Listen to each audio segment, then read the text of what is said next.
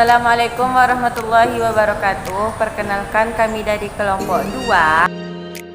Nah, dalam video ini kami akan melakukan praktikum reaksi eksoterem dan endoterem.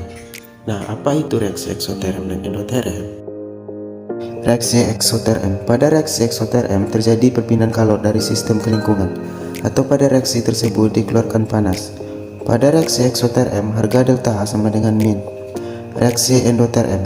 Pada reaksi endoterem terjadi perpindahan kalor dari lingkungan ke sistem, atau pada reaksi tersebut dibutuhkan panas.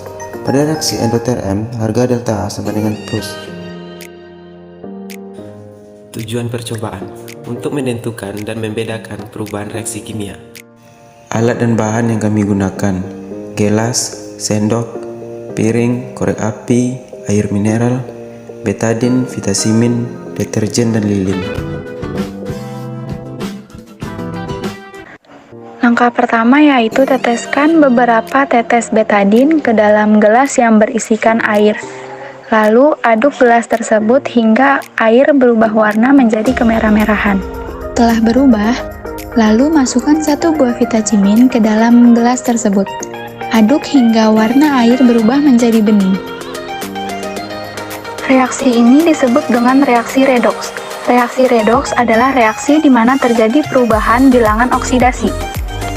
Vitamin C disebut juga asam askorbat. Asam ini dapat dioksidasi oleh iodin yang terdapat di betadin. Dari oksidasi ini mengakibatkan iodin berubah menjadi iodium, sehingga saat vitamin C ditambahkan ke betadin yang mengandung iodin berwarna coklat, akan berubah menjadi iodium, tak berwarna atau bening.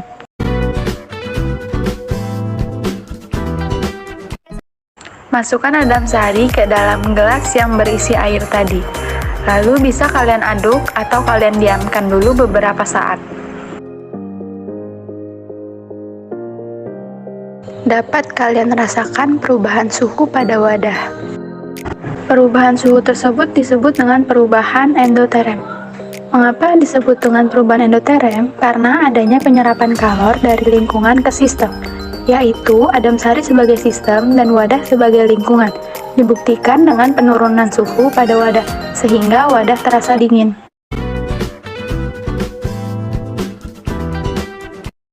Masukkan deterjen ke dalam gelas sebanyak yang kita inginkan. Lalu aduk dan kalian bisa rasakan perubahan suhu yang terdapat pada gelas tersebut.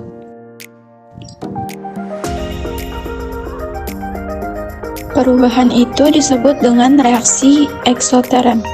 Mengapa disebut dengan reaksi eksoterem? Karena adanya pembebasan kalor dari sistem ke lingkungan. Deterjen sebagai sistem dan wadah sebagai lingkungan. Dibuktikan dengan kenaikan suhu pada wadah, sehingga wadah terasa hangat. Masukkan beberapa tetes betadin ke dalam gelas yang berisikan air. Lalu aduk hingga warna air tersebut berubah. Masukkan air ke dalam piring yang berisikan lilin. Setelah itu, hidupkan lilin,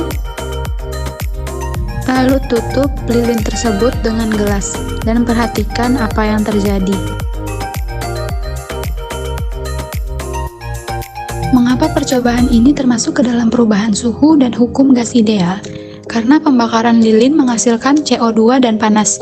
Udara yang panas mengalir ke atas dengan kerapatan udara yang rendah. Ketika gelas di atas lilin, udara yang panas terkumpul di dalam gelas, penuh dengan CO2 dengan kerapatan udara rendah. Api masih bebas mendapat oksigen, tapi ketika gelas masuk ke air, oksigen di dalam gelas menipis, dan akhirnya habis. Api padam, suhu udara di gelas turun, sehingga volume udara juga turun, dan ruang yang kosong diambil oleh air. Jadi proses ini dapat melibatkan perubahan suhu dan hukum gas ideal.